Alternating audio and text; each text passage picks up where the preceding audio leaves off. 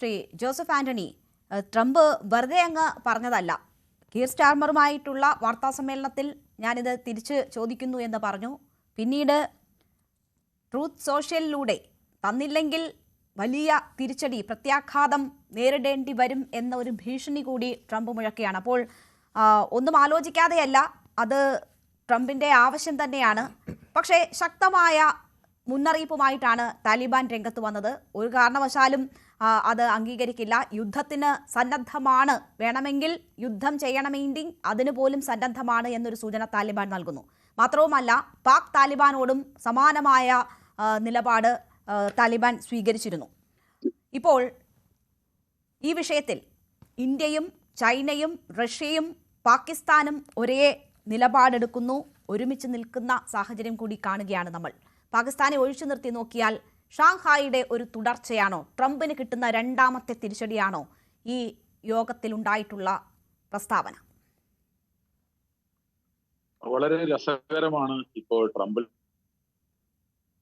നിന്നുണ്ടാക്കുന്ന പ്രത്യാഘാതങ്ങൾ. നമുക്കറിയാം, ഈ ഇന്ത്യയും ചൈനയും തമ്മിൽ 2020 മുതൽ വലിയ ശത്രുതയിലായിരുന്നു. അവിടെ നമ്മുടെ അതിർത്തിയിൽ ലഡാക്കിലെ ആക്രമണം ഉണ്ടായതിനെ തുടർന്ന് കഴിഞ്ഞ 5 വർഷമായി വളരെ വലിയ അകൽച്ചയിലായിരുന്നു ഇന്ത്യയും. എന്നാൽ ഗാൽവൻ സംഭവത്തിന് ശേഷം വളരെ വലിയ മുറിവുകൾ ഉണ്ടാക്കിയ ആ സംഭവത്തിന് ശേഷം ഇന്ത്യയും ചൈനയും അടുക്കാനുള്ള കാരണം ട്രംപാണെന്ന് നമുക്ക് എല്ലാവർക്കും അറിയാം. അതുപോലെ തന്നെ ഇപ്പൊ അതിനേക്കാൾ രസകരമായ ചിത്രമല്ലേ നമ്മൾ കാണുന്നത്. ട്രംപ് വിചാരിച്ചുകൊണ്ട് ആരൊക്കെയാണ് ഇപ്പൊ അടുത്തുകൊണ്ടിരിക്കുന്നത്? ഇന്ത്യയും പാകിസ്ഥാനും ചൈനയും അഫ്ഗാനിസ്ഥാനും ഒക്കെ ഒരുമിച്ച് ചേർന്നുകൊണ്ട് അമേരിക്കയെ എതിർക്കുന്ന അവസ്ഥയിലേക്ക് വന്നിട്ടുണ്ട്. അപ്പോൾ വളരെ ഇങ്ങനെയുള്ള ഇതിനെ എന്താണ് കാരണമായിട്ട് വന്നിരിക്കുന്നത്? അദ്ദേഹം പറയാണ്, ഈ ബഗ്രാം എന്ന് പറയുന്ന വ്യോമതാവളം ഞങ്ങൾ തിരിച്ചെടുക്കാം, ഞങ്ങൾക്ക് തിരിച്ചു വേണം. നമുക്ക് എല്ലാവർക്കും അറിയാം, ഈ സൈനിക താവളത്തിന് വളരെയധികം തന്ത്രപ്രധാനമായ ഒരു സ്ഥാനത്ത് നിൽക്കുന്നതാണ്. ഈ പാർവൻ പ്രദേശത്ത് നിൽക്കുന്ന ബഗ്രാം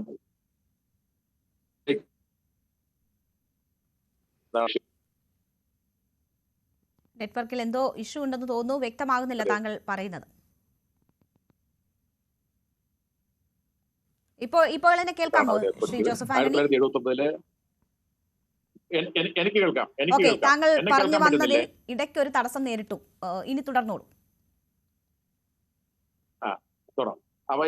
അപ്പൊ നമുക്ക് അറിയാവുന്ന കാര്യം, ഈ സോവിയറ്റ് യൂണിയൻ നിർമ്മിച്ചതാണ് 1950 ഈ സൈനിക വ്യോമതാവളം. അതിനുശേഷം 1979 സോവിയറ്റ് യൂണിയൻ അഫ്ഗാനിസ്ഥാനിൽ ഇടപെട്ടതിന് ശേഷം 1950 മുതലാണ് ഈ ബഗ്രാം വ്യോമതാവളം കൂടുതൽ ശക്തിപ്പെട്ടുകൊണ്ട് നിലവിൽ വന്നത്. എന്നാൽ പിന്നെ നമുക്കറിയാം 2001 ശേഷം അമേരിക്ക ഇടപെട്ടതോട് കൂടിയിട്ടാണ് അവിടെ പിന്നെ അവര് വളരെ വലിയ ശക്തിയോട് കൂടിയിട്ട് ഈ സൈനിക താവളത്തിൽ വന്നു. 20 വർഷക്കാലം ഈ സൈനിക താവളം, ഇത് അവരുടെ പ്രധാന വ്യോമതാവളമായിരുന്നു.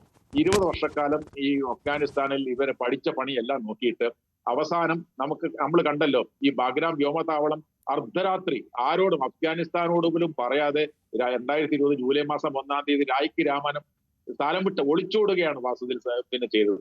അങ്ങനെ ചെയ്ത അവസ്ഥ, അതിനുള്ള കാരണം എന്ന് പറയുന്നത് ട്രംപ് തന്നെ 2020 ദോഹയിൽ വെച്ച് നടത്തിയ അഫ്ഗാനിസ്ഥാൻ പ്രതിനിധികളും ഈ സൽമെ ഖലീൽസാദ് എന്ന് പറയുന്ന അഫ്ഗാനിസ്ഥാന്റെ ട്രംപിന്റെ ഉപദേഷ്ടാവായിരുന്ന അദ്ദേഹവും ഈ അഫ്ഗാനിസ്ഥാനിലെ മന്ത്രിമാരും ഒക്കെ ചേർന്നിട്ട് നടത്തിയ ഒരു കരാറിന്റെ അടിസ്ഥാനത്തിൽ 2020 ഫെബ്രുവരി മാസം ഉണ്ടാക്കിയ ഒരു കരാറിന്റെ അടിസ്ഥാനത്തിലാണ് ഞങ്ങൾ ഇതാ അഫ്ഗാനിസ്ഥാനിൽ നിന്ന് പിന്മാറാൻ പോകുന്നു എന്ന തീരുമാനം ട്രംപ് 1ാമത്തെ ഭരണകാലത്ത് അധികാരത്തിൽ ഇരിക്കുമ്പോഴാണ് എടുത്തത്. അതിന്റെ അടിസ്ഥാനത്തിലുള്ള പിന്മാറ്റമാണ് നടത്തിയത്. പക്ഷെ അവർ പറഞ്ഞതിൽ നിന്നും വളരെ പെട്ടെന്ന്, കാരണം ഈ താലിബാനുകൾ ഇങ്ങനെ വന്നുകൊണ്ടിരിക്കുന്നത് അപകടമാണെന്ന് മനസ്സിലാക്കിക്കൊണ്ടാണ് ഈ 2021 ജൂലൈ മാസം 1-ാം തീയതി രായ്ക്ക് രാമാനം തലമുട്ടോടി. അതൊക്കെ ഓർമ്മയുണ്ടോ എന്നറിയില്ല. ഇതുകൂടെ തിരിച്ചു പിടിച്ചാല് ബൈഡന്റെ കാലത്തെടുത്ത ഒരു തെറ്റായ തീരുമാനം കൂടി തിരുത്തുന്നു എന്ന പ്രതിച്ഛായ കൂടി ലക്ഷ്യമിട്ടുകൊണ്ടാണ് ട്രംപ് ഈ നീക്കം നടത്തുന്നത് ഇപ്പോൾ. ഇല്ല, ബൈഡന്റെ കാലത്തല്ല. ബൈഡൻ അത് നടപ്പിലാക്കിയെന്നേ ഉള്ളൂ. കരാർ ഒപ്പിട്ടത് ട്രംപിന്റെ പിന്നെ ദൂതനായിരുന്ന ഖലീൽസാദാണ്. മനസ്സിലായില്ലേ? സൽമെ ഖലീൽസാദാണ് പിന്നെ താലിബാൻ ആൾക്കാരുമായിട്ട് കരാർ ഒപ്പിട്ടത്. അതിനുശേഷം അത് നടപ്പിലാക്കുന്നത് മാത്രമാണ് ചെയ്തത്. അപ്പൊ ഈ ഉടനെ ഒഴിഞ്ഞു പോകാനായിട്ട് ട്രംപ് തന്നെയാണ് തീരുമാനം. ഇപ്പൊ ഇവിടുത്തെ പ്രശ്നം, നമ്മൾ കാണേണ്ട പ്രശ്നം, ഈ 2021 അഫ്ഗാനിസ്ഥാനിൽ നിന്ന് ഈ അമേരിക്ക പിന്മാറുമ്പോൾ അന്ന് ട്രംപ് ബൈഡൻ പറഞ്ഞൊരു കാര്യമുണ്ട്. ബൈഡൻ പറഞ്ഞു, ഞങ്ങൾക്ക് ഈ അഫ്ഗാനിസ്ഥാൻ ഒന്നും ഒരു പ്രാധാന്യമുള്ള കാര്യമല്ല, ഞങ്ങൾക്ക് പ്രാധാന്യം ചൈനയാണ്. ചൈനയെ നേരിടുന്നതിന് വേണ്ടിയിട്ട് ഞങ്ങൾ ഞങ്ങളുടെ റിസോഴ്സസ് മുഴുക്കെ ഫോക്കസ് ചെയ്യേണ്ടതുണ്ട്. അതുകൊണ്ടാണ് ഏതാണ്ട് 35 ലക്ഷം സൈനിക ഉപകരണങ്ങൾ ഉൾപ്പെടെ, ഹമ്മി ഉൾപ്പെടെ, സൈനിക വാഹനങ്ങൾ ഉൾപ്പെടെ 35 ലക്ഷം സൈനികമായിട്ടുള്ള ഉപകരണങ്ങളും വാഹനങ്ങളും ഉപേക്ഷിച്ചുകൊണ്ടാണ് അമേരിക്ക അഫ്ഗാനിസ്ഥാനിൽ നിന്ന് 2021 സ്ഥലം കാലിയാക്കുന്നത്. അപ്പൊ അന്ന് അവർ പറഞ്ഞൊരു കാര്യമുണ്ട്, ഞങ്ങൾക്ക് അഫ്ഗാനിസ്ഥാൻ അല്ല പ്രാധാന്യം, ഞങ്ങൾക്ക് ചൈനയാണ്. അപ്പൊ ചൈനയെ സ്വാഭാവികമായിട്ടും നേരിടുക എന്ന് പറയുന്നത് തന്നെയാണ് അമേരിക്കയുടെ ലക്ഷ്യം. അപ്പൊ അതുകൊണ്ട് ഇപ്പോ ഈ ബഗ്രാം സൈനിക താവളം എന്ന് പറയുന്നത് കാശ്മീരിന്റെ അടുത്ത് കിടക്കുന്ന സ്ഥലമാണ്, പാകിസ്ഥാന്റെ അടുത്ത് കിടക്കുന്ന സ്ഥലമാണ്. ഈ ചൈനയുടെ ഷാങ്ഹായ് എന്ന് ചൈനയുടെ സിൻജിയാങ് എന്ന് പറയുന്ന പ്രവിശ്യ കിടക്കുന്ന സ്ഥലമാണ്. ഈ സിൻജിയാങ്ങിലാണ്, ചൈനയുടെ സിൻജിയാങ്ങിലാണ് ഒരുപാട് ആണവ പരീക്ഷണ ശാലകളൊക്കെ ഉള്ളത്. അപ്പൊ ഇങ്ങനെയുള്ള സ്ഥലത്ത്, അതായത് പാകിസ്ഥാന്റെയും ഇന്ത്യയുടെയും ചൈനയുടെയും ഒക്കെ ഒറ്റ അടുത്ത് കിടക്കുന്ന ഈ പറഞ്ഞ പ്രദേശം, ഈ ബഗ്രാം എന്ന് പറയുന്ന വ്യോമത്താവളം വീണ്ടും വേണം എന്ന് പറയുന്നത് തീർച്ചയായിട്ടും അമേരിക്കയുടെ ആഗോള രാഷ്ട്രീയ സൈനിക താല്പര്യങ്ങൾ സംരക്ഷിക്കുന്നതിന് വേണ്ടിയിട്ടാണ്. നമുക്ക് എല്ലാവർക്കും അറിയാം, ഏതാണ്ട് ലോകത്തൊട്ടാകെ അമേരിക്കയ്ക്ക് 850-ലേറെ സൈനിക താവളങ്ങളുണ്ട് ലോകത്തൊട്ടാകെ.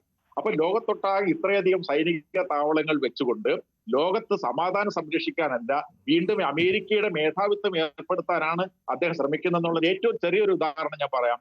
നമുക്കറിയാം, അമേരിക്കയുടെ ഡിപ്പാർട്ട്മെന്റ് ഓഫ് ഡിഫൻസ്, പ്രതിരോധ വകുപ്പ് എന്ന് പറയുന്ന വകുപ്പുണ്ടായിരുന്നു. ഇപ്പൊ സമാധാനത്തിനുള്ള നൊബേൽ സമ്മാനം അന്വേഷണം നടക്കാണല്ലോ നമ്മുടെ പ്രിയപ്പെട്ട ട്രംപ്. അദ്ദേഹം എന്താ ചെയ്തത്? ഈ എന്താണ് ഈ ഡിപ്പാർട്ട്മെന്റ് ഓഫ് ഡിഫൻസ് എന്ന് പറയുന്നതിനെ ഡിപ്പാർട്ട്മെന്റ് ഓഫ് വാർ, യുദ്ധ വകുപ്പായിട്ട് മാറ്റി.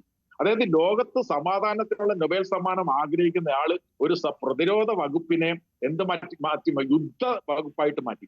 അപ്പൊ അങ്ങനെ അത്രത്തോളം ഈ യുദ്ധത്തോട് ആഗ്രഹം ഉണ്ടാവുകയും യുദ്ധത്തിൽ വളരെയധികം താല്പര്യത്തോടെ പങ്കെടുക്കുകയും യുദ്ധത്തിൽ ഏറ്റവും മാരകങ്ങളായിട്ടുള്ള ആയുധങ്ങൾ ഉപയോഗിക്കുകയും ചെയ്യുന്ന ഒരു ഭരണാധികാരിയാണ്. ആ ഭരണാധികാരിയാണ് ഇപ്പോ ഈ ചൈനയ്ക്ക് എതിരായിട്ട്, നമുക്കറിയാം, ഈ അഫ്ഗാനിസ്ഥാനിൽ നിന്നും അമേരിക്ക പോയി കഴിഞ്ഞപ്പോ അവിടെ ഏറ്റവും ശക്തമായി വന്നത് ചൈന തന്നെയാണ്. കാരണം ഈ ഭരണകൂടത്തെ ഏതാണ്ട് ആദ്യമായിട്ട് അംഗീകരിച്ച രാഷ്ട്രം പോലും ചൈനയാണ്.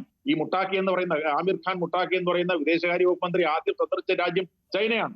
അപ്പൊ എന്ന് മാത്രമല്ല, ചൈന ഒരുപാട് ഇൻവെസ്റ്റ്മെന്റ് നടത്തുന്ന രാജ്യവുമാണ്. കാരണം എന്താണ്, അവിടെ ഈ ട്രംപ് ഓടി നടന്ന എല്ലായിടത്തും ഈ ധാതുക്കളാണല്ലോ, റെയറത്സ് ആണല്ലോ സംഘടിപ്പിച്ചുകൊണ്ടിരിക്കുന്നത്. ഒരുപാട് റെയറത്സ് ഉള്ള ഒരു രാജ്യമാണ് അഫ്ഗാനിസ്ഥാൻ. എണ്ണ അവിടെ ഉണ്ട്, ഒരുപാട് തന്ത്രപരമായ പ്രാധാന്യമുണ്ട്. അവിടെ ചൈന ഏതാണ്ട് പൂർണ്ണമായും നിലയുറപ്പിച്ചു കഴിഞ്ഞു. അവരൊരുപാട് സാമ്പത്തികമായ ഇൻവെസ്റ്റ്മെന്റുകൾ നടത്തി കഴിഞ്ഞു. വാങ്ങി എന്ന് പറയുന്ന ചൈനയുടെ വിദേശകാര്യമന്ത്രിയുമായിട്ട് നിരന്തരം മുട്ടാക്കി ചർച്ച നടത്തിക്കൊണ്ടിരിക്കുകയാണ്. അപ്പൊ ചൈന അവിടെ ഒരു വളരെ വലിയ രീതിയിൽ അവിടെ അവരോടൊരു സ്ഥാനം ഉറപ്പിച്ചിരിക്കുന്നു എന്നുള്ളത് കൊണ്ട് ഇനി അത് വീണ്ടെടുക്കണം, ആ ഒരു നഷ്ടപ്പെട്ടു പോയ അവസ്ഥ വീണ്ടെടുക്കണം എന്നുള്ളത് കൊണ്ടാണ് ഇപ്പോ ഞങ്ങൾക്ക് തിരിച്ചു വേണം. നമുക്കൊരു കാര്യത്തിൽ വളരെ സന്തോഷമുണ്ട്. സാധാരണ ഇപ്പൊ മോഹൻ വർഗീസ് പറഞ്ഞ പോലെ ഞാനിത് എടുക്കുകയാണ് എന്നാണ് പറയുന്നത്.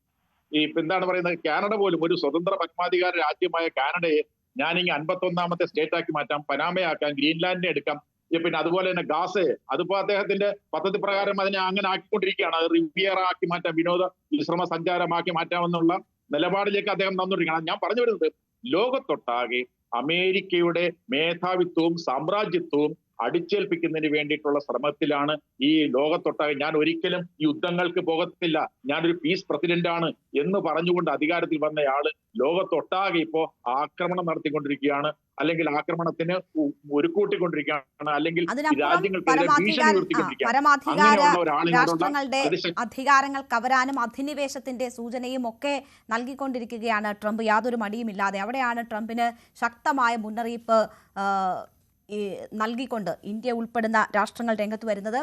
ശ്രീ രഘുനാഥ് നായർ,